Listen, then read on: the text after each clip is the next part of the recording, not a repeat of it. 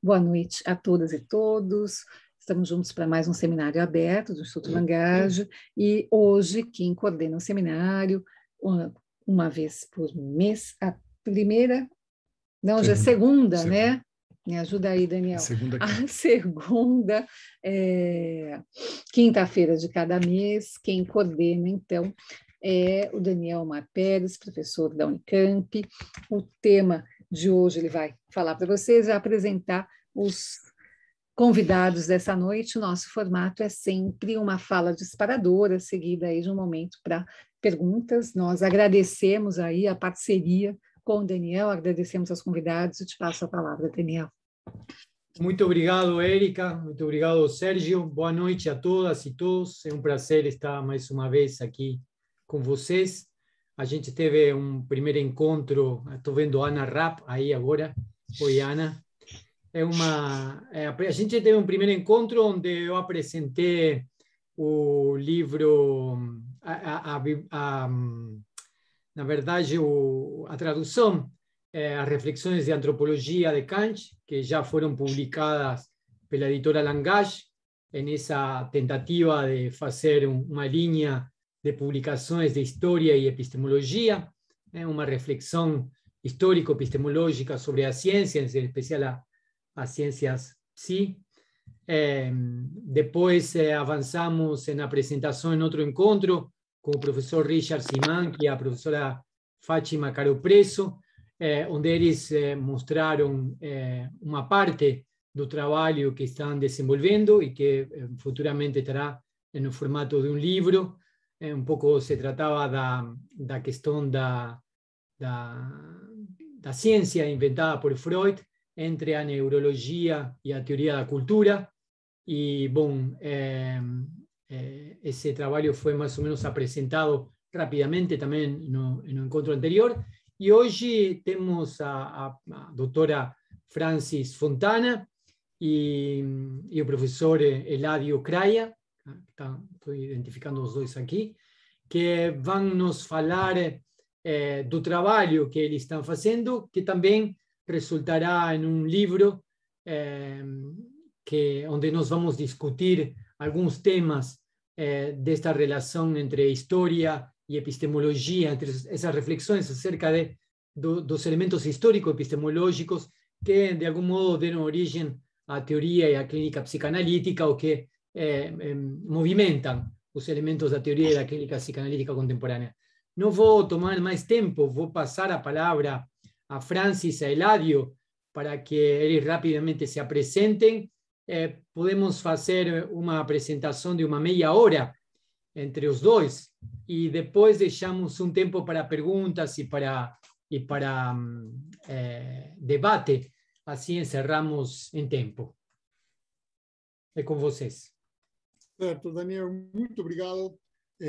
Boa noite a todas e todos. Prazer enorme estar aqui pela segunda vez, porque estava assistindo ao Richard na última apresentação deles. Não posso deixar de parabenizar esta iniciativa do Instituto Langage, acho fantástico, tá? Tanto o fato de reunir, convocar pessoas neste âmbito, quanto da produção de material bibliográfico, que acho um ato político de resistência muito importante, tá? E me parece que isso deve ser destacado em tempos ermos. Então, parabéns e um obrigado do mais fundo da Episteme. Vamos fazer o seguinte: estamos pensando com Francis, quando organizamos nosso bate-papo com vocês aqui, dado que isto aqui vai ser um texto depois, eventualmente um livro, então vamos ir acompanhando os movimentos desse eventual texto, desse texto tá? Vamos ir acompanhando os movimentos internos desse texto e apresentando de modo intercalado ele e eu, tá? Para que não fique uma coisa muito apresentação de congresso. Então, vou fazer uma apresentação geral eu, passo para a Francis depois uma parte que ela vai trabalhar mais, depois eu retomo. Enfim, o que me parece fundamental, que deve ser, deve ser dito em primeira instância, nós vamos trabalhar aqui com esquizoanálise, tá? Trabalhar com esquizoanálise implica trabalhar com uma profunda reflexão conceitual. Começa por uma profunda reflexão conceitual, tá? Que se consolida numa prática clínica posteriormente. E se eu quisesse completar mais este ciclo, este circuito, diria, começa de uma crítica acerta clínica, se sustenta em uma construção conceitual muito forte e redunda depois em uma outra forma de clínica. Tá? Portanto, nosso desafio com Francis foi, de algum modo, nivelar estas duas instâncias, tá? A de uma profunda inversão categorial em termos conceituais, tá? Com relação à psicanálise, a certa psicanálise, a certo recorte que o Deleuze e Guattari fazem da psicanálise, e ao mesmo tempo postular daí uma prática, uma clínica, e dar conta de explicar para nossos leitores e para vocês aqui como isso pode funcionar. Tá? Então, consideramos que o primeiro que deve ser feito, gente, é aquilo que nós chamamos de sair da polêmica e ingressar no problema. Sair da polêmica que tudo isso gerou e ingressar nos problemas conceituais que a sustentam. Tá? Sobretudo porque há aqui, neste evento, onde Deleuze e Guattari promovem uma crítica à psicanálise, sobretudo lacaniana, mas também freudiana, tá? Muito forte, e propõem, tá? Um novo corpus conceitual e uma nova clínica. Tudo isso aqui está rodeado de uma névoa muito importante de polêmicas, até de anedotas, que seriam interessantes de contar em outro momento.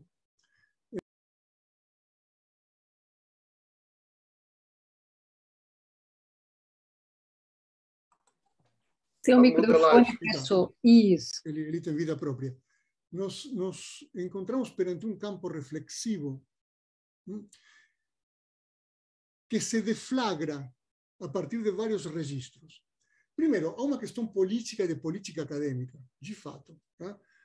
Tinha uma disputa importante com o poder real dos cárteles naquele momento no âmbito da academia francesa.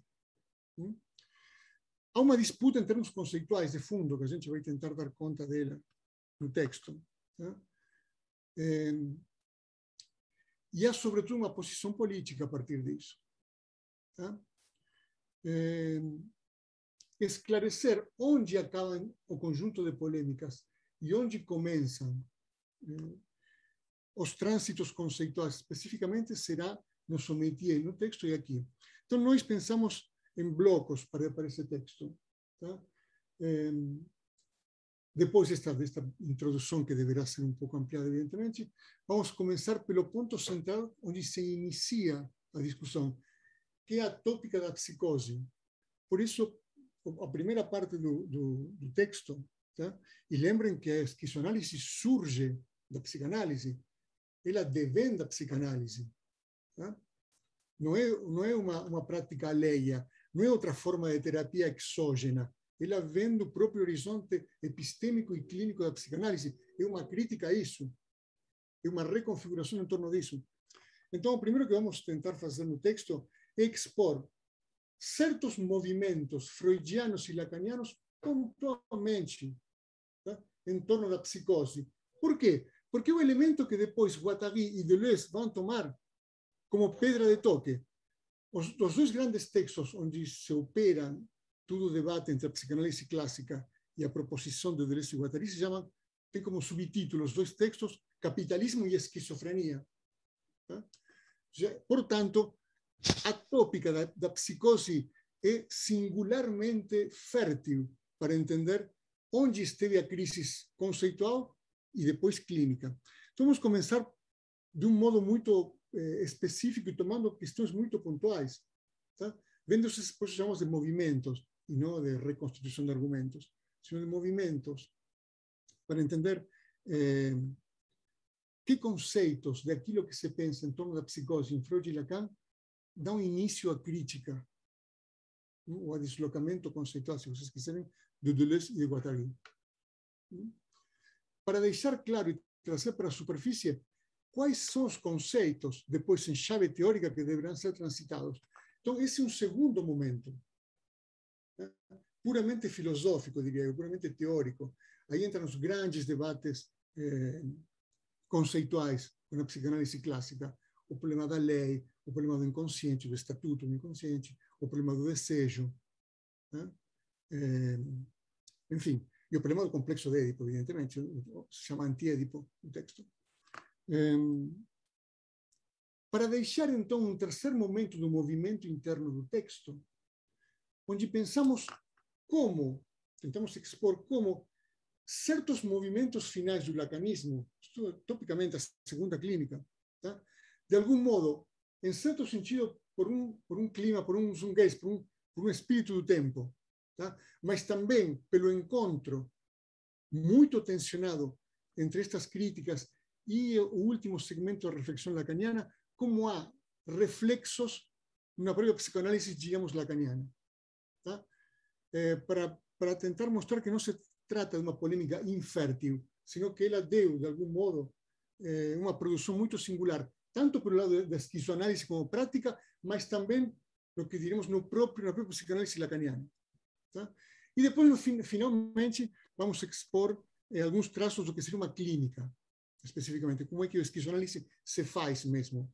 Para isso, e depois já passo a palavra para Francisco, para isso, tá?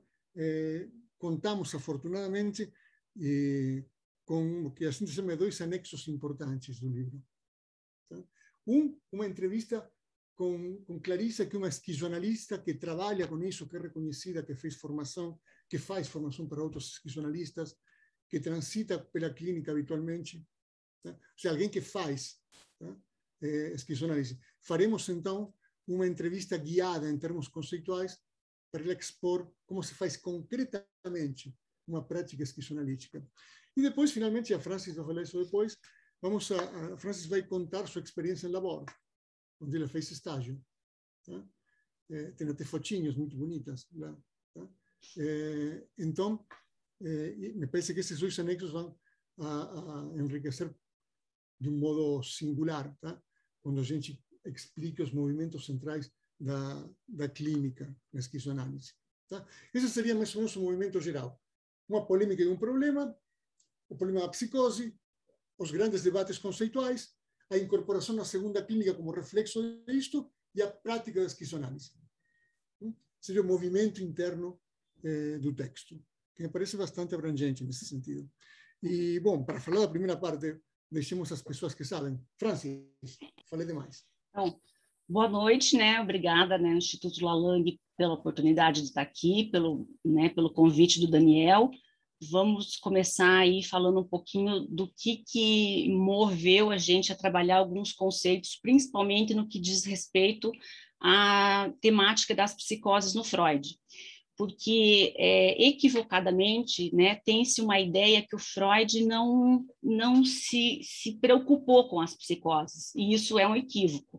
Ele não atendeu pacientes psicóticos, mas o Freud tem uma teoria, né, da clínica das psicoses muito consistente. Então, eu vou introduzir alguns conceitos aqui para depois poder trabalhar com vocês como é que o Lacan, né, retomou esses conceitos freudianos e, num segundo momento, falar dessa mobilização, dessa modificação da clínica freudiana lacaniana, né, da primeira clínica, para a segunda clínica, que existe um movimento conceitual bastante importante, uma mudança muito vívida no que diz respeito à clínica das psicoses.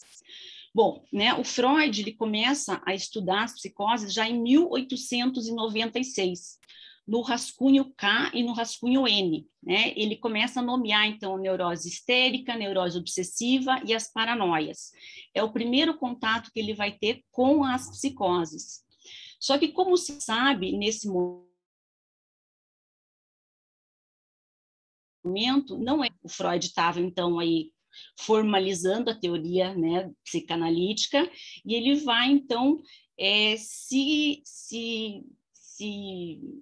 movimentar principalmente em torno das histerias, né? O olhar dele recai em cima das histerias. Então, ele vai começar um estudo a respeito da clínica das psicoses, mas ele não se mantém nesse estudo. Ele vai formalizar o estudo dele das histerias, isso durante uns 10 anos, quando ele retoma a questão das psicoses no texto no texto do Schreber, né? O Freud, então, ele passa 10 anos aí mais voltado para a clínica das histerias. Em 1911, ele vai ter o contato com o texto do Daniel Paul Schreber, que é o texto de um paranoico, né? Que escreve toda a sua história, ou seja, a história da sua doença, a história pregressa e toda a história de como foi os internamentos, o desencadeamento, o surto dele. Então, o Freud entra em contato com esse livro, com essa biografia, e o Freud passa, então, a estudar essa biografia para lançar alguns dispositivos clínicos em relação às psicoses. E alguns deles que até hoje a gente leva em consideração. O Freud coloca nesse texto algo que é magnífico, que é, né, que o sujeito ele tem no delírio e na alucinação uma forma de fazer uma tentativa de reparação e de cura. Então, essa é o grande ensinamento do Freud na clínica das psicoses, já em 1911, quando ele está estudando o caso do Daniel Paul Schreber. Aí, né, diante disso, ele começa, então, a se questionar alguns conceitos psicanalísticos em torno das psicoses. E ele vai se deparando com a diferença que se tem, né, entre os dispositivos clínicos, ou seja, o que é dispositivo clínico das neuroses não serve como dispositivo clínico das psicoses. E ele vai começar a falar isso, quando ele escreve o texto A Dinâmica da Transferência, em 1912, e ele vai, então, colocar que existe nas psicoses uma transferência negativa, ou seja, uma impossibilidade do sujeito psicótico fazer uma transferência de uma carga afetiva para a figura do médico. E a partir dali, ele vai começar a se perguntar o porquê dessa impossibilidade, o que acontece nessa estrutura, né? Não é da estrutura ainda, mas o que acontece nesse funcionamento, nesse indivíduo, que ele não consegue, então, fazer uma transferência de um afeto. E aí, no texto Introdução ao Narcisismo, de 1914, ele vai se deparar com essa problemática, né? Que é uma problemática conceitual, que ele diz, então, que, né, o esquizofrênico, o megalomaníaco e o parafrênico, eles são sujeitos incapazes de fazer uma transferência libidinal. Ou seja, a libido desses sujeitos, elas se voltam para o próprio eu, né? Isso seria uma característica que inviabilizaria, né, o uso da técnica da psicanálise tal qual ele estava formulando até aquele momento, né? No fim desse texto, Introdução ao Narcisismo, o Freud vai dizer também que é chegada a hora de ele se debruçar no que diz respeito à clínica das psicoses. E ele, então, fica aí durante 10 anos estudando, e em 1923 somente, ou seja, 9 anos depois, é que ele vai, então, publicar o texto que é Neurose e Psicose, que é onde ele formula a diferença conceitual entre as duas clínicas. Ou seja, a estrutura neurótica, né, ela advém de um funcionamento específico, né, que ele coloca como uma impossibilidade ou um conflito aí que existe entre o ego e o id, né? Essa seria a base da formação da teoria das neuroses. Já no que diz respeito às psicoses, ele vai colocar nessa fórmula que o conflito é entre o ego e o mundo externo. Então, em 1924, o Freud vai dar aí já para a gente o que é a diferença estrutural das duas clínicas, psicose e neurose, e a gente sabe que o Lacan vai seguir nesse mesmo ensino, né? Um ano depois, o Freud também escreve um texto que é riquíssimo, que chama A Perda da Realidade na Neurose e na Psicose. Esse texto, ele nos é ainda hoje um fio condutor quando a gente fala em estrutura psicótica, porque nesse texto Freud vai dizer que o psicótico, ao desencadear, né, ao surtar, ele vai romper o seu laço com a realidade. E hoje, atualmente, na clínica mesmo contemporânea, a gente mantém esse mesmo estatuto, né? O sujeito psicótico, no momento que ele surta, ocorre um rompimento com a realidade e o delírio e a alucinação viriam, então, para suprir justamente essa falta, né? Esse rompimento com a realidade. Por isso que o Freud institui que o delírio e a alucinação são também tentativas de cura que o sujeito psicótico faz. Então, o Freud, apesar dele não ter atendido os sujeitos psicóticos, pacientes psicóticos, ele tem uma teoria muito consistente em torno das psicoses. E ele vai, né, também deixar aí uma nota de abertura, 1 ano antes da morte dele, em 1938, que seria necessário se pensar num outro plano para o tratamento das psicoses, que não o plano que ele formulou para o tratamento das neuroses. Então, acho que aí o Freud deixa, né, um grande legado teórico, mas ele não vai trabalhar com a clínica, e ele postula isso, que seria necessário, então, esse outro plano. E, né, seguindo aqui a teoria psicanalítica lacaniana, né, a gente foi trabalhando também esses conceitos lacanianos, porque o Lacan retoma os conceitos freudianos. Então, o Lacan, ele vai fazer a entrada dele na psicanálise pela clínica das psicoses, diferentemente do Freud, né, que entra formaliza toda a teoria psicanalítica pela clínica das neuroses. O Lacan, ele tem a sua entrada pela clínica das psicoses, né? Ele, como médico psiquiatra, ele escreve a sua tese de doutorado, e intitulada Da Psicose em Suas Relações com a Personalidade, da psicose e suas relações com a personalidade. O Lacan, ainda como médico, ele se acha e se vê insatisfeito com o desfecho que ele tem nessa tese de doutorado, e ele, então, se aproxima dos conceitos freudianos. E ele vai fazer, como todo mundo sabe, que a gente já sabe, a retomada, então, dos textos freudianos. O que nos interessa aqui? Recortar alguns conceitos para perceber, né, ou para pontuar para vocês depois, agora e depois do livro, quais são as modificações que ocorrem, então, dessa primeira clínica lacaniana para a segunda clínica lacaniana. Por quê? Na primeira clínica lacaniana, ele segue o Freud. Então, o Lacan, mesmo ele criando alguns outros dispositivos clínicos das psicoses, ele segue o Freud, ele não vai avançar muito. No seminário 3, que é intitulado As Psicoses, ele vai se preocupar em delimitar qual é os agentes que influenciam no desencadeamento de um surto psicótico. Né? Essa é a principal preocupação do Lacan. Mas ele segue o Freud porque ele faz uma releitura do Édipo freudiano e o ressignifica nos termos do nome do pai. Como a gente também sabe, o Lacan, então, vai postular que a estrutura psicótica ela se dá por uma falha, né, por uma não inscrição do nome do pai no registro simbólico.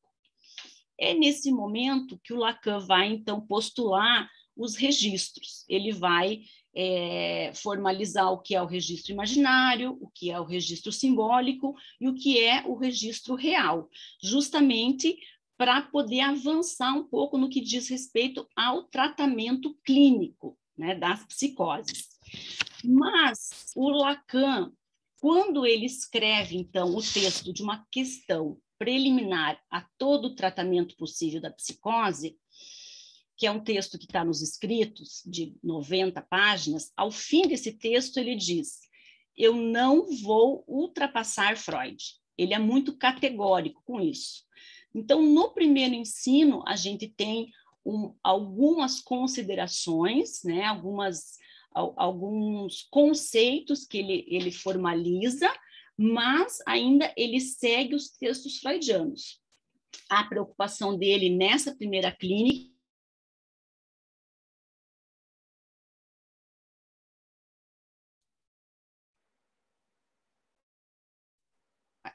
como diz o Eládio, tem vida própria, às vezes.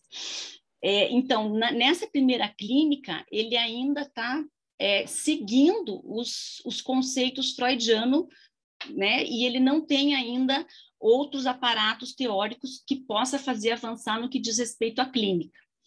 Ele postula assim que a posição do analista diante da clínica das psicoses seria de secretário do alienado, o que deixa o psicanalista numa posição, né, muito limitada, eu diria, e ele não tem ainda o seu olhar voltado para o que a gente chama do anterior ao desencadeamento, né? E é exatamente nesse momento que a gente precisa avançar. E essa que é a proposta que a gente vai fazer também no livro, de tomar os conceitos da segunda clínica, que é onde o Lacan vai fazer essa separação, né, que ele mesmo traz assim no Seminário 23, essa separação dos termos freudianos, para então recolocar alguns conceitos mais próximos do que a gente percebe que tem de movimento aí já na esquizoanálise.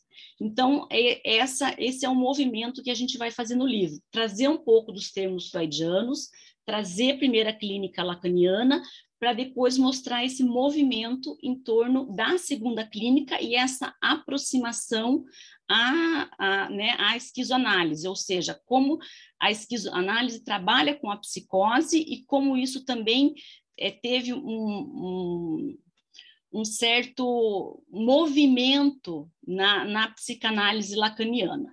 Né? Eu vou passar agora um pouquinho para o Eládio e eu volto rapidamente depois para falar dessa segunda clínica lacaniana. Então, deixem ser muito rápido e apenas apontar aqui quais seriam os operadores conceituais fundamentais que estão na querela, para entender, a partir disto que a Francis acaba de falar, que conceitos vêm para a superfície que devem ser, de algum modo, observados e reconfigurados. Primeira questão, há uma crítica muito forte, tá, à noção de inconsciente. Vou explicar rapidamente por quê. Porque o inconsciente, para Deleuze-Guattari, o inconsciente como reprimido implica uma espécie de teatro da representação. Sendo um teatro da representação, implica uma topologia de duas instâncias. Sendo uma topologia de duas instâncias, implica que sempre corremos o risco de uma transcendência. Tá? Ou seja, de um inconsciente com uma espécie de instauração de um regime de transcendência. Ou seja, o fato de perder o inconsciente como um potencializador múltiplo em superfície, como eles falam, do desejo. Essa é a primeira, para dizê-lo rapidamente. Se objeta a compreensão que temos do inconsciente, porque seu estatuto de absolutamente reprimido, tá, pode instaurar um regime de transcendência em base a uma topologia. Segundo elemento, não há tempo para explicar isso, não é objetivo aqui. Segundo elemento fundamental que entra em processo, que entra aqui em causa. O problema do desejo. E esse talvez seja o ponto mais importante. Tá? O estatuto do desejo. O desejo organizado em torno à falta. A ideia de que para que possa ser produzido e circular algum tipo de desejo, e aqui seja qual for, é necessário que exista algo assim como uma falta, sem determinada por enquanto, não importa isso. Qual é o perigo que Deleuze e Guattari encontram aqui? Que isto é uma das formas da negatividade ontológica. E qual é o problema da negatividade, gente? Que para Deleuze e Guattari é a última forma, é a última grande astúcia do princípio de fundamentação, de aquilo que fundamenta, sem ser fundado, um campo da realidade. Quer dizer, eu tiro a razão, eu tiro Deus, eu tiro a natureza, e deixo nada, uma falta. Mas isto aqui implica que o movimento da fundamentação é ainda mantido. O fato de não ter mais Deus, ou a natureza, ou a razão como fundadora, como fundamento, não quer dizer que o movimento de fundamentação seja sido destituído. Pelo contrário, o princípio de fundamentação encontra aí sua última grande astúcia metafísica. É o preciso sine qua non da falta. Habría que citar aqui Lyotard e Althusser quando insistem neste ponto que seria uma espécie de descoberta de Deleuze e Guattari, não? Celebrando isso. Lembro de Lyotard falando da questão da morte de Deleuze, detestava qualquer transcendência, sobretudo a freudiana. Ou quando Althusser, por exemplo, declara que o inconsciente, todo ser humano passou por uma guerra inconsciente e a psicanálise cura suas feridas. É uma universalidade necessária. Talvez, inclusive, contra o desejo da psicanálise mesmo. Mas, digamos, esse foi seu próprio estatuto. Então, segunda questão, depois do inconsciente, o desejo. O desejo como promovido necessariamente a partir de uma falta. Falta entendida, então, como uma das grandes formas da negatividade. Negatividade entendida, então, como a última astúcia metafísica do princípio de fundamentação. E isto que está sendo questionado profundamente aí. Terceiro grande texto, o primeiro texto de Deleuze e Guattari, primeiro volume de Capitalismo e Esquizofrenia, se chama o Antiédipo. Portanto, Édipo se encontra no centro também da querela, aqui. Verdade? Ou seja, por quê? Porque Édipo é uma cena, é uma montagem, é uma estrutura determinante e indeterminada ela mesma, quer dizer que ela determina sem ser determinada,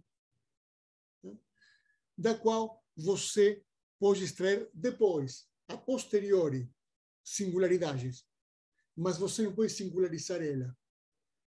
Édipo funciona. E tem que funcionar desse modo. Daí o famoso início do Antiédipo, não? Quando eles falam tudo que o Édipo faz. Então, terceira questão importantíssima. Desculpem se estou correndo muito, não sei para que o senhor Daniel fica bravo comigo, que ultrapasso o tempo. Então, terceira questão. O problema de Édipo como estruturante não estruturado. Qualquer forma de singularidade que o analista encontre na sua clínica é sempre a posteriori. Você não singulariza Édipo como um caso singular. Ele é um caso universal. Isto, para um pensamento da multiplicidade, como Deleuze e Guattari, é uma aberração. Entende? Qualquer forma de singularização que vocês na prática clínica encontram é sempre a posteriori. Aquilo que justifica toda singularização e que nunca é singularizado porque ele é uma estrutura determinante é Édipo, como cena familiar. Por isso chama Antiédipo. Não é aberto, não é múltiplo. O aberto e o múltiplo vem, caso venha, depois, em um segundo momento derivado. E a terceira questão, a quarta questão, que eu diria essencial, é o Estatuto da Lei. Porque para Deleuze e Guattari, talvez a psicanálise seja o último grande metarrelato da invenção da lei. Temos vários relatos filosóficos da invenção da lei. Bom, talvez o nosso, o último contemporâneo, seja a psicanálise, onde tanto Freud quanto Lacan, depois que verticaliza isso, nos explicam como é possível a operação da lei. Como é possível a lei e como é possível a operação da lei. É um metarrelato da origem da lei. E essa origem é clara. Tá? Isto aqui deve ser pensado de modo concomitante com o problema do desejo, porque aqui há uma observação maior do Deleuze e Guattari. Como é possível que a lei toque o desejo, não apenas o reprima? Como é que a lei reprime? Como é que a lei corta o desejo? Como é que a lei organiza o desejo? Não pode nem tocar o desejo. Aí tem uma famosa citação de Deleuze que diz, citando três filósofos importantes, em Spinoza, apenas um conatus corta um conatus. Em Nietzsche, apenas uma força corta uma força. Em Hume, apenas um hábitus interfere num hábitus. Multiplicidade do desejo um desejo. Então, isso deve ser pensado junto. A crítica à noção do desejo e a crítica ao metarrelato da lei devem ser pensados juntos. Então, esses teria que trabalhar com outros conceitos. Não seria prudente um texto que tem uma divulgação. Os 4 grandes problemas, os grandes conceituais, são colocados em processo judiciário, em termos conceituais.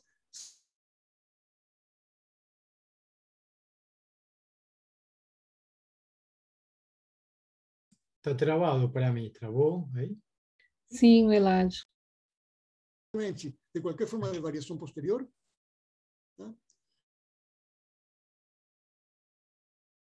Com o método, e a partir deste metarrelato, ela operaria permanentemente uma espécie de corte do desejo, sem que isto seja muito claro como pode acontecer, a não ser que a própria lei seja um desejo.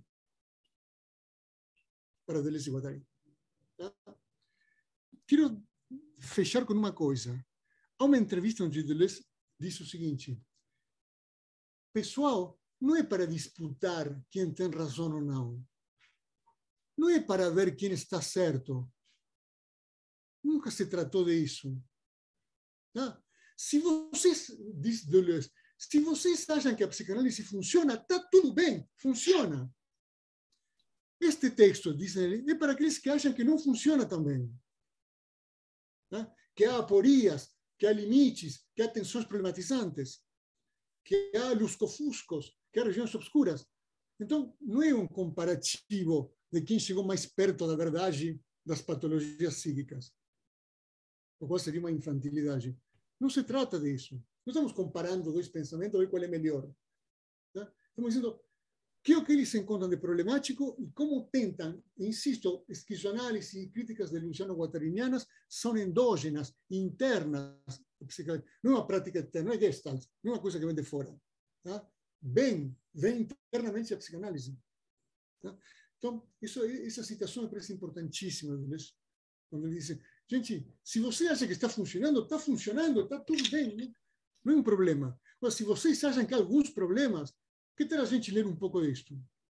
Tá? Não é comparação de quem é melhor que o outro. Tá?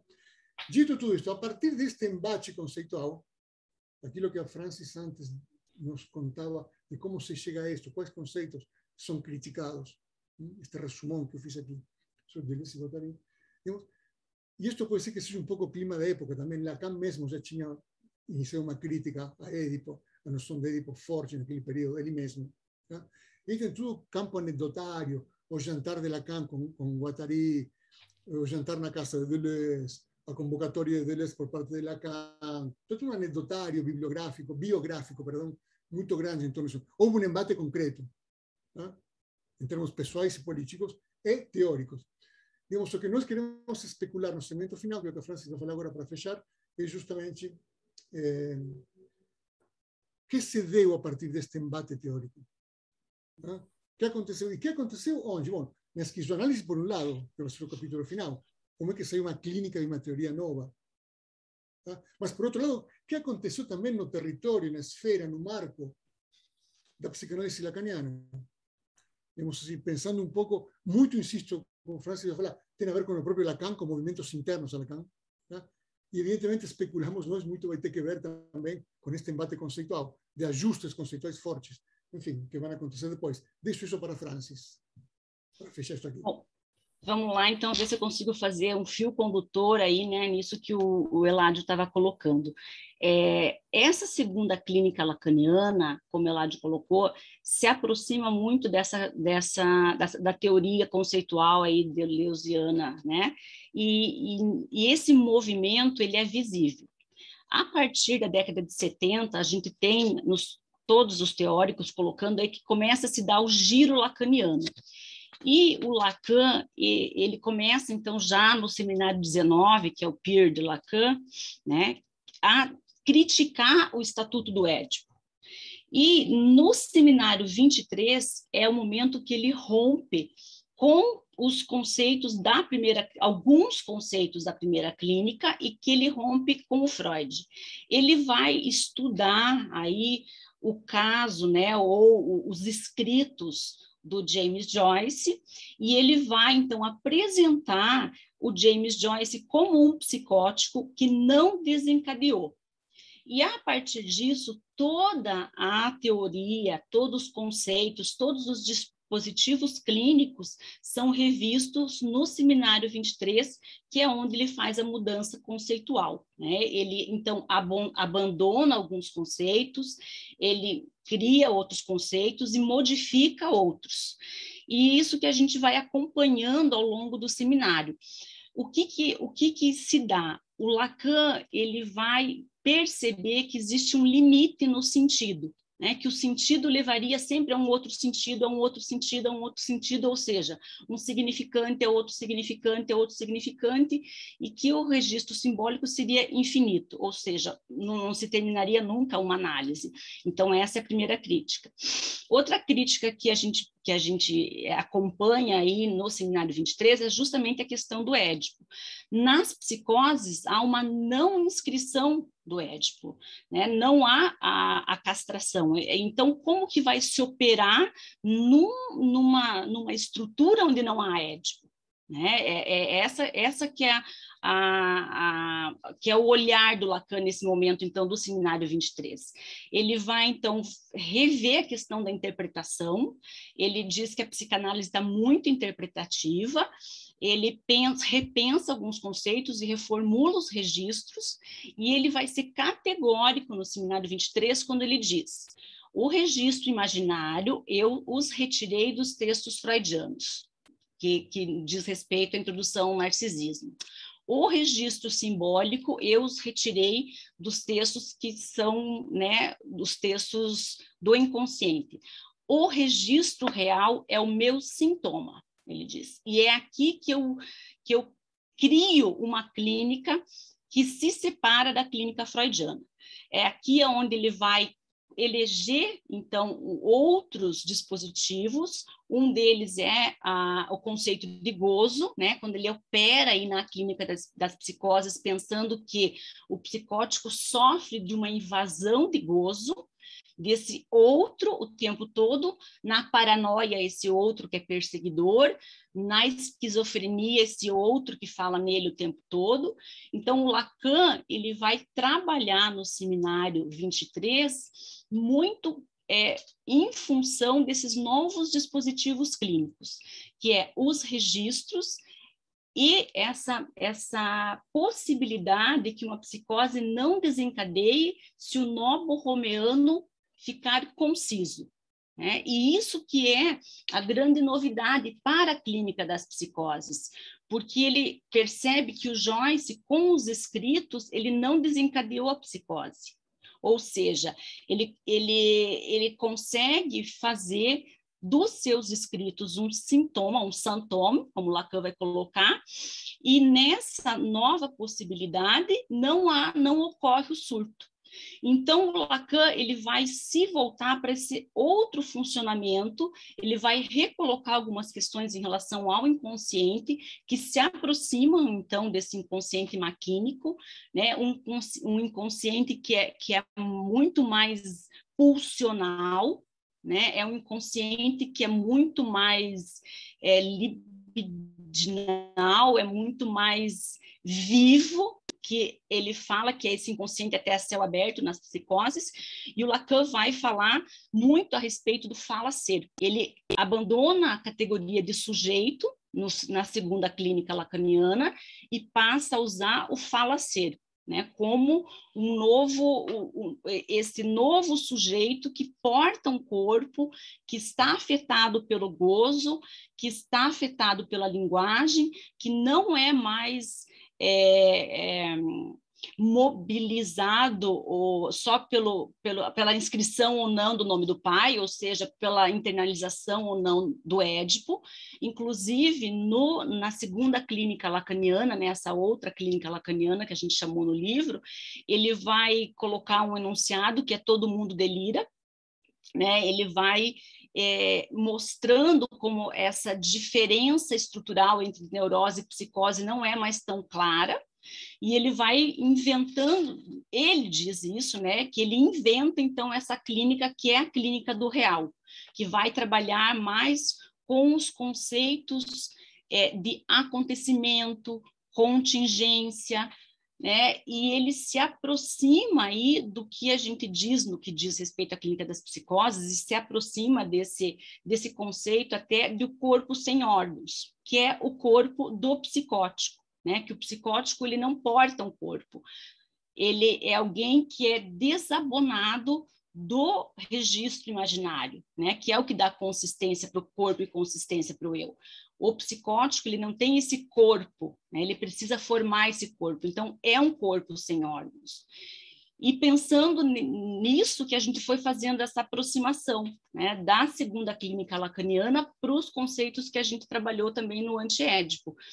Lembrando também que era o momento fecundo, que o Lacan estava falando no Seminário 23, o antiédipo é lançado em 1972, o Lacan escreve o Seminário 23 do Santome em 1975, né? Então são 3 anos de diferença, então era o que estava sendo naquele momento trabalhado em termos conceituais, por isso também essa movimentação na clínica lacaniana, e é uma clínica que preconiza a possibilidade de repensar a clínica das psicoses, porque você tem aí um dispositivo clínico que ajuda o psicanalista a estar próximo, né, do falacer, que ele vai chamar, antes do surto.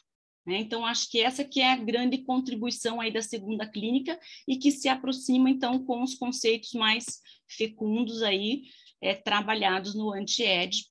Então, ele abandona alguns conceitos e se aproxima de outros e inventa outros na segunda clínica. Acho que é isso que a gente vai tentar mostrar no livro.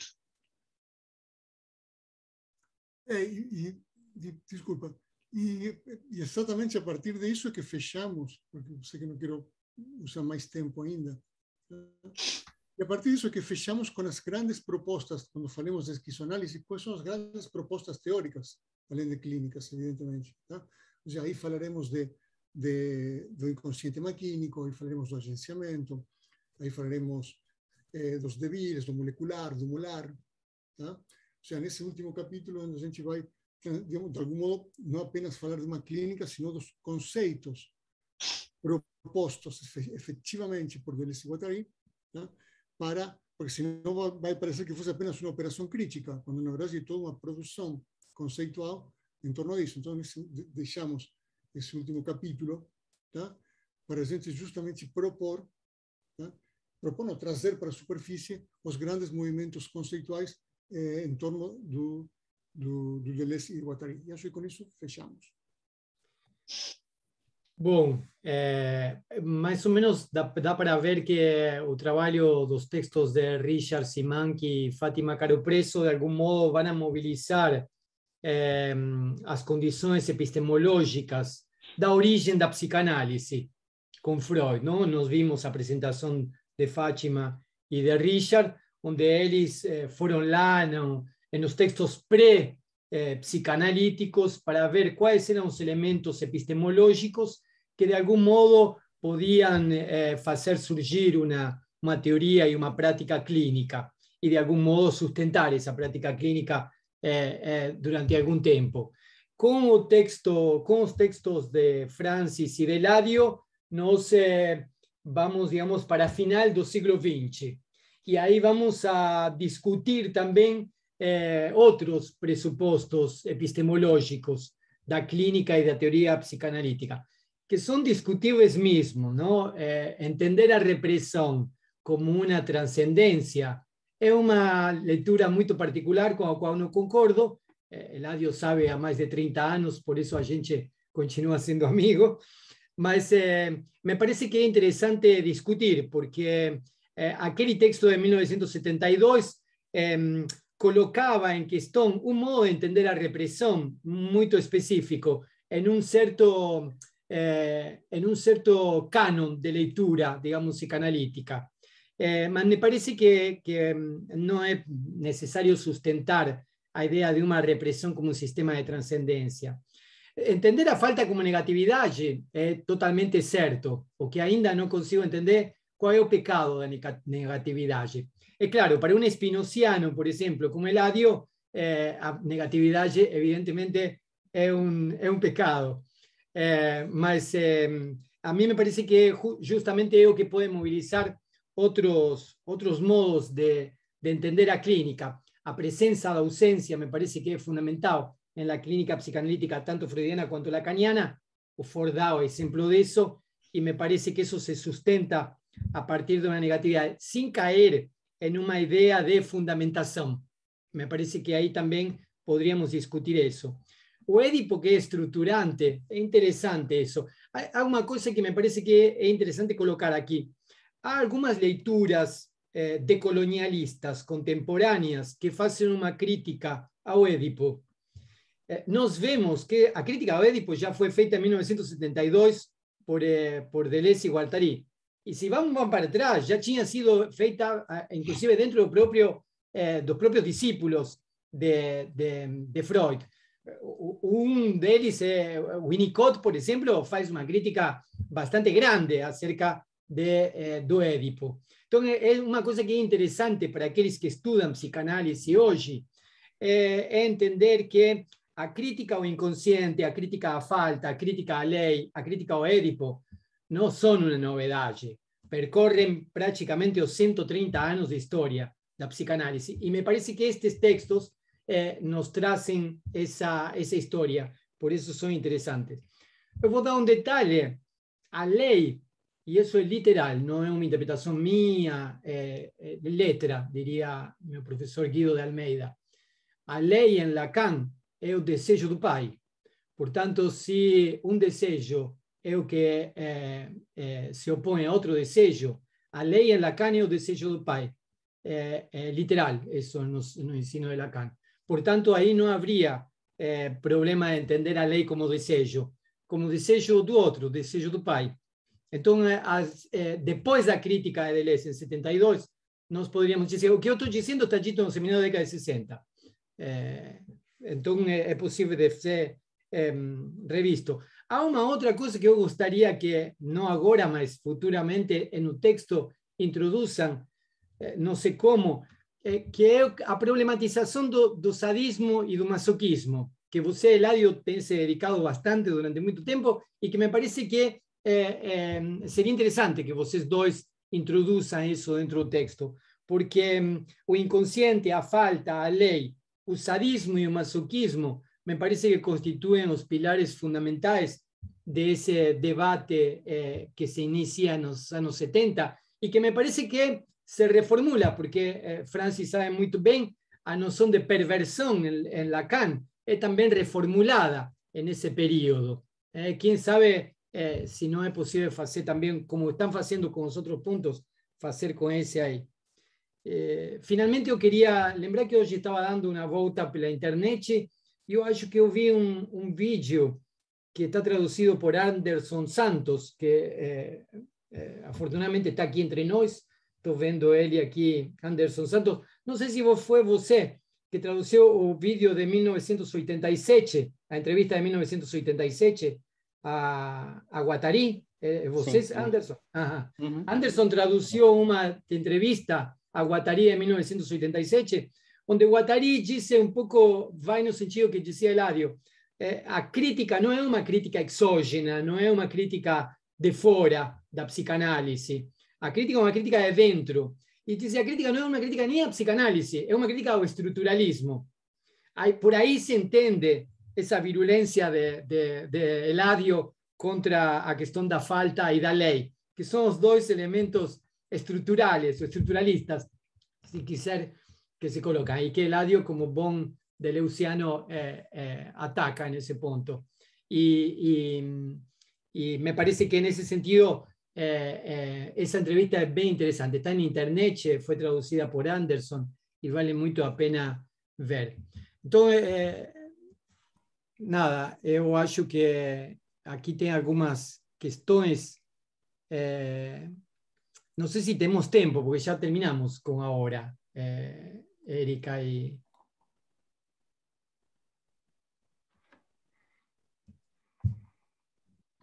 Eu acho que a gente pode... Você pode fazer uma síntese das perguntas, até para A gente usar mais uns 10 minutos, 10, 15 minutos, se vocês também tiverem tempo. Ótimo, perfeito. Aqui,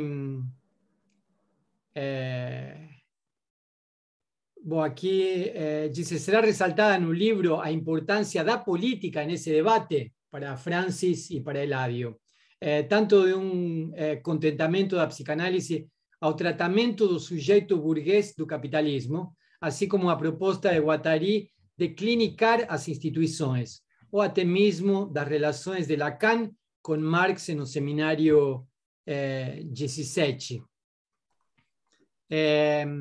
A gravação será disponibilizada pelo YouTube, acredito que sim. Sim, aqui diz sim, no Instituto, exato. Francis, Eladio, muito obrigado. Foi estimulante ouvi-los. Francis, você poderia repetir os títulos de aqueles primeiros textos de Freud sobre psicose? Vão estar no livro. Vão ter que esperar o livro agora e comprar o livro. Está na gravação também. São os textos que você intitulou Introdução ao Narcisismo. Sobre essa discussão acerca da falta, recomendo o texto Falácias da Falta, do psicanalista Joan Percy Schiavon, um psicanalista de Curitiba que tenho o prazer de conhecer. Eu acho que a Francis e Eladio também conhecem lá, o Percy. Em diálogo entre psicanálise e filosofia da diferença. Bom, acho que um pouco seria a questão de se vai estar tocada a questão política. Me parece que Eladio vai abrir com a questão política, se mal conheço. Então, me parece que... Daniel, acho que o Richard já abriu ali o microfone. Você gostaria de falar, Richard? Não, se pudesse só complementar claro. a pergunta do Daniel, antes que... porque eu acho que, juntando as duas questões, né, é uma pergunta, eu não sei, conheço muito o Deleuze, mas acho que o problema do Deleuze do Guattari com a falta é muito mais político do que filosófico, assim, né? Você não faz uma ideia, imagino que, assim que eu entendo, a ideia dele, você não faz uma psicanálise uma terapia revolucionária em cima da noção de falta. A noção de falta dá ponta para uma visão normativa da psicanálise, né? E nesse sentido, claro, a psicanálise lá, dependendo do jeito como você olha, ela parece uma concepção meio carola da psicanálise, né? Ou seja, você tem que, se você quer ser um sujeito, se ajeitar na vida, você tem que se submeter à lei do pai. Pode ser um nome do pai, tem vários, né? Tem vários nomes do pai, tem várias leis do pai, mas não interessa, você tem que se submeter à lei do pai, né? Quer dizer, aquela ideia da lei, quer dizer, na passagem do Freud tem uma visão judaica da lei, né? A lei, você tem que obedecer a Deus. O Lacan substitui uma visão cristã da lei, você tem que amar Deus, tem que amar o pai está no lugar de Deus, tem que amar, né? O que o Freud achava muito mais difícil, né? O Freud achava, obedecer a Deus, mas amar o próximo, isso aí não dá mesmo, não tem jeito, né? Você é contra a natureza humana amar o próximo. Né? Por isso o Freud achava o dogma cristão, assim, o imperativo cristão impossível de cumprir. Né? Então,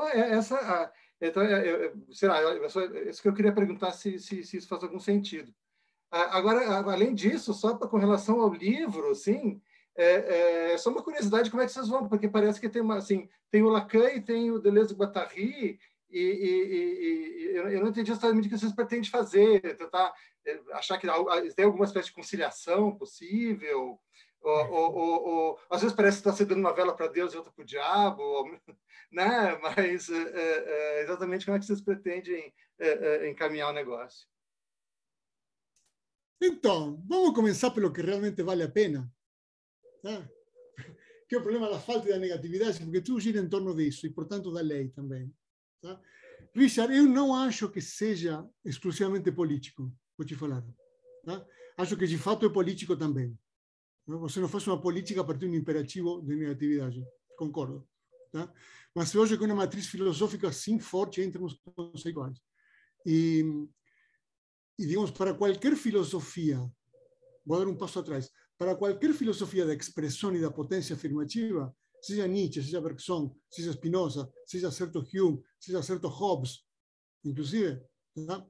É muito difícil você encontrar movimento do real a partir de uma ausência de real. A não ser que você recaia mesmo em uma negatividade. Perdão, em uma fundamentação. O seu princípio infundado. Tá? Então, eu acho que concordo contigo de que um problema político também, sem dúvida, e junto com a pergunta que o colega fez no chat, sim, vamos abrir com o político, e o político vai aparecer permanentemente porque, bom, um dos intentos do texto do programa geral de capitalismo e esquizofrenia é instaurar a política que não seja uma política, digamos, escola de Frankfurt, para pensar a psicanálise. Tá? Então, sim para Daniel, para o colega ou a colega do chat, e sim para você. Digamos, a política vai estar no início, quando a gente abra, com o problema originário, e depois vai aparecer em alguns momentos, isso sem dúvida. Tá? A questão política. E, sobretudo, porque vamos ter que ajustar muito bem o que se entende por o fato do desejo ser social. Eu não falei isso há algum tempo. Então, o que quer dizer que o desejo seja social? Não é Lamarck, por exemplo. Tá? Quer dizer outra coisa que seja social. Então, digamos, vamos ter que nos demorar para explicar um pouco isso. Essa é a primeira questão. Então, sim, o político, sim. Segundo, eu acho que, apesar de que o político não possa existir sem falta, eu acho que é um problema conceitual atrás disso. Sempre que você precisa, que se você tira toda a potência produtora do real, e, bom, para as filosofias da produção, da afirmação, digamos, o real é uma potência expressiva, não carece, excede permanentemente. Tá? Isso acontece desde sempre que a gente estabelece no século XX a grande querela que nos acompanha até hoje, ou Spinoza ou Hegel. Tá? É isso que estão querendo até hoje. Hegel declara: Kant nos mostra o mar, mas não se molha. Isso quer dizer, o que mais você queria? Te mostrou o mar. Você nem sabia que existia o mar. Tá? No entanto, não se molha. E declara ao mesmo tempo ou Spinoza ou nenhuma filosofia. E depois o critica no final. O que está em questão é justamente a questão da falta. A questão que está em pauta é a questão da falta. É dizer, para que haja uma dinâmica do real, dos campos fenomênicos, vamos dizer tecnicamente, para que haja uma dinâmica dos campos fenomênicos, tem que faltar alguma coisa nos campos fenomênicos. Para que haja um movimento é um excesso, não uma falta. Então, isso vem lá desde aquele debate anterior. Tá? Então, eles se encontram que a psicanálise, primeiro em termos conceituais, políticos também, estou concordando contigo desde o princípio, mas que em termos conceituais também é um problema. Aí não quer dizer que Lacan esteja pensando na fundamentação, Richard. Não quer que Freud queria fundamentar negativamente o real. Quer dizer que aí se esconde um perigo real disso. Tá? Você tende a pensar isso como um ato fundamental, como uma instância fundamentadora. É muito interessante nesse mesmo sentido que fala Daniel. Bom, mas é o desejo do pai. Mas aí, veja, aí, se você pega a crítica como um todo, o fato, e isso também levantou o ponto Richard, o fato é que essa figura do pai seja o que é, tá? Já não é qualquer desejo, já não é a imanência do desejo. Tá? É um desejo singularizado, um desejo especializado, um desejo que se torna especial, que se torna diferencial. Tá? Quer dizer, no todo, não é que há uma espécie de desejos livres que se cortam um com o outro. Não, é o desejo do pai o que corta. Não é o desejo do rato, da bicicleta. Não, é o desejo do pai. Então, não, só estou tentando contextualizar, porque essa observação foi feita muitas vezes. Mas se eu contextualizo, eu já, mas é o que se responde habitualmente a eles. Não, mas é o desejo do pai. Bom, é o pai, justamente, é o desejo do pai. Tá? Sim, isso abonaria a tese dele, na verdade. Tá?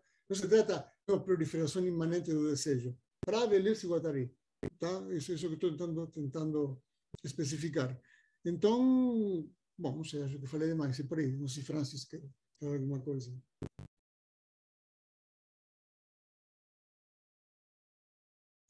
Acho que tentando, né, responder essa última questão aí do Richard em relação a Deleuze, Guattari, Lacan, e como você disse, parece que acende uma vela para dois, né?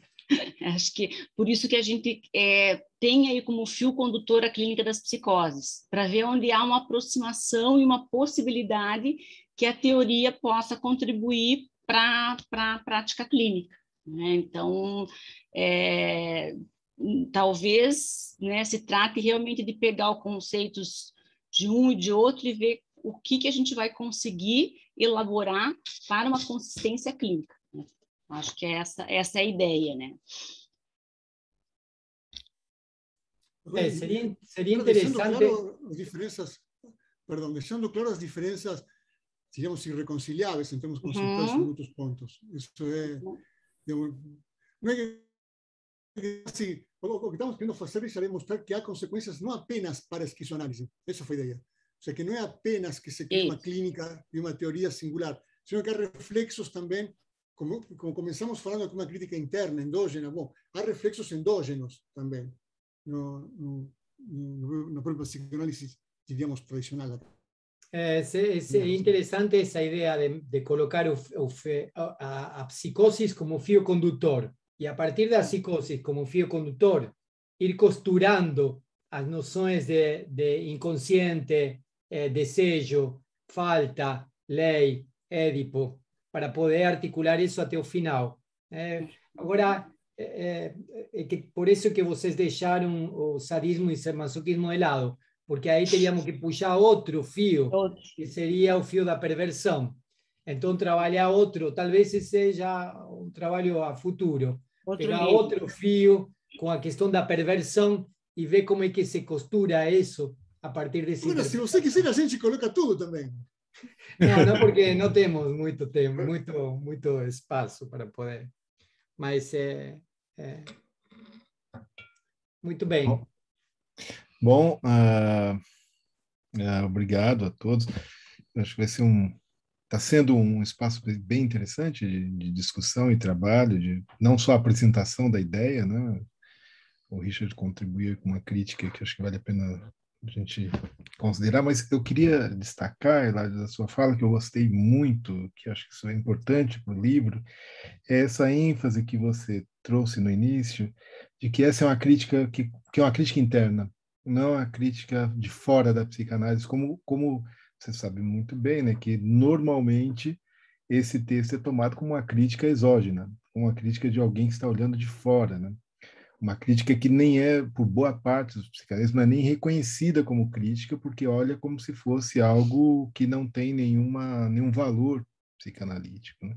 É muito comum ver isso nas referências, e quando se fala de crítica ao Édipo, a gente encontra lá o André Green falando sobre, reconhecido como sendo uma crítica ali, a crítica do Winnicott, mas uma crítica muito suave, muito sutil, né?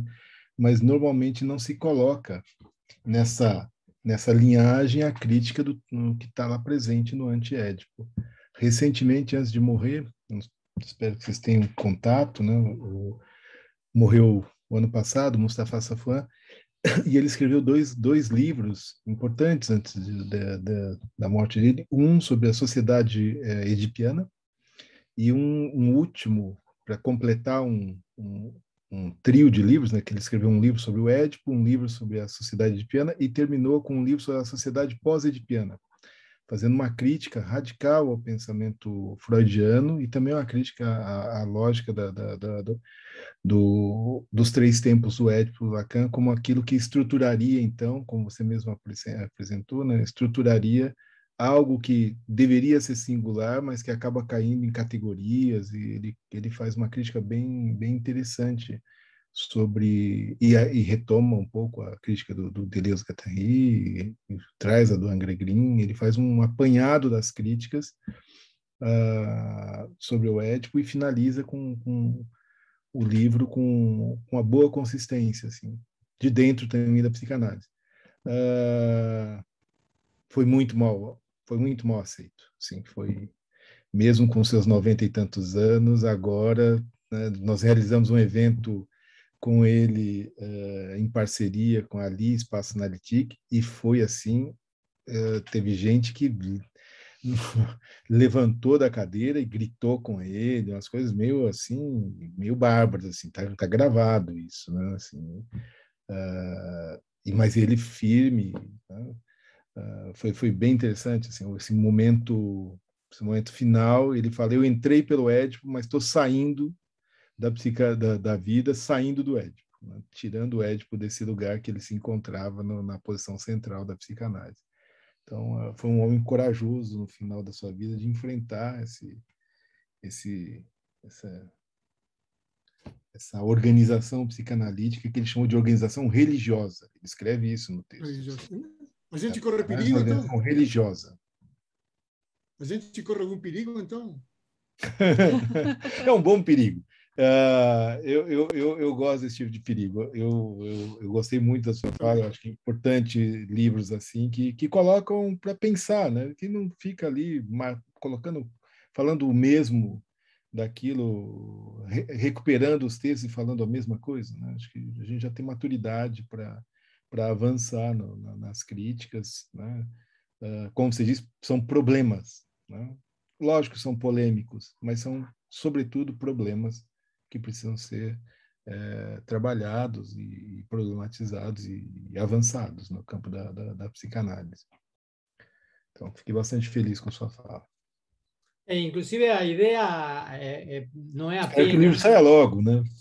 Daniel, isso também. Trabalho. A ideia não é apenas que o livro seja impresso, sino de que nós possamos fazer apresentações desse livro para poder discutir os problemas e que o livro seja um pretexto para a gente poder fazer seminários, reuniões e começar a discutir, a retomar essas discussões acerca dos elementos que são fundamentais para a teoria e para a clínica psicanalítica. Então, a ideia não é simplesmente depois pegar o texto em papel, dar para o editor imprimir e pronto, sino de que o livro seja um pretexto para podermos voltar a reunir e debatir, coisa que eu vou continuar fazendo com Eladio. Vou estar no seminário explicando que a negatividade não é um pecado e que é possível pensar o desejo a partir da falta, mas e ver quais são as consequências que tem na clínica isso. Eu queria destacar que a doutora Francis trabalhou com psicoses desde que eu me lembro que ela é gente. Então, desde lá, eu era jovem e a Francis já trabalhava em clínica com psicoses. E bom, então essa experiência foi acompanhada pela doutora Francis com esse estágio na França, com sua formação em seu grupo de formação psicanalítica, com mestrado, com o doutorado. Então, ela sempre fez clínica todo dia com pacientes, digamos assim, no campo da psicose e paralelamente todo dia trabalhando a teoria, não? Eu me lembro desde ir a juntar porque onde que Lacan tinha dito que o psicanalista era o secretário do alienado, até, bom, agora todas essas questões que são colocadas pela filosofia a partir de Deleuze e Guattari e que ela teve que ir a revisitar na história da filosofia, não? Então, eu queria destacar esse percurso de Francis porque é uma contribuição muito importante para o livro. Como vocês veem, o livro de Richard e Fátima é um livro escrito a 4 mãos. Francis e Eladio é um livro também escrito a 4 mãos, onde se confundem as autorias até se dissolver, digamos, em essa escrita. Bem, muito bem. Vamos aguardar. E mês que vem temos uma nova rodada. E você traz novos convidados para a gente ir ampliando as nossas discussões. No próximo encontro vai estar o professor Eder e a professora Caroline, que vão a trabalhar justamente em torno do Daniel Schreber. Eu sempre falo presidente Schreber, porque Daniel sou eu. E quando eu falo Daniel... Hoje Francis falava Daniel e me tocava assim. Então, o caso do presidente Schreber tratado desde Freud e tratado desde Winnicott. E ver quais são os pressupostos que o mesmo caso abordado desde Winnicott tem umas consequências e o caso abordado desde Freud outra. esse é um exercício que nos parece interessante também, porque é um caso visto em duas perspectivas diferentes, com dois dispositivos conceituais e encaminhamentos de tratamento clínico diferente, ¿no? Então, me parece que vale muito a pena. Outro dia estávamos conversando com Richard sobre o Homem dos Lobos, e o Homem dos Lobos talvez é o caso mais emblemático, porque não tem dois psicanalistas que tenham falado a mesma coisa sobre o Homem dos Lobos. Inclusive, o próprio Homem dos Lobos falando sobre o Homem dos Lobos. Já é realmente muito interessante. Talvez isso possa dar futuramente também. E além disso, tem a questão política, o quanto a sociedade teve que fazer uma aposentadoria para ele, né? Para o Homem dos Lobos. Ele recebeu durante a vida inteira um dinheiro sobre os efeitos da psicanálise freudiana, né? Então, eu acho que é importante. É um outro personagem rico aí para a discussão, né? Acho que vale a pena também. Até porque tem o texto dele que é fantástico. Isso, eu estou lendo o texto dele, justamente. Então, e é interessante porque aí também está uma coisa que tem se discutido em vários momentos da psicanálise, que é a querela dos diagnósticos, não? Digamos, bom, temos um caso e qual é o diagnóstico? Ele é neurótico obsessivo, esquizofrênico, se trata de o Homem dos Lobos é o quê, digamos? E aí entra essa tan mentada querela dos diagnósticos, que até o dia de hoje é tema em muitos congressos de clínica e teoria psicanalítica. Bom, Daniel, Karl Popper aproveitaria essa querela. Com certeza, com certeza. Ainda bem que não está entre nós. Bom, agradeço a presença de todas e todos, a participação de vocês, e nos vemos novamente a semana que vem no Seminário Aberto do Langage, mas no mês que vem no seminário junto com o Daniel Martins e outros convidados. Até mais, um abraço, Obrigado, gente. Boa noite. Obrigada a todos, boa noite. Obrigado.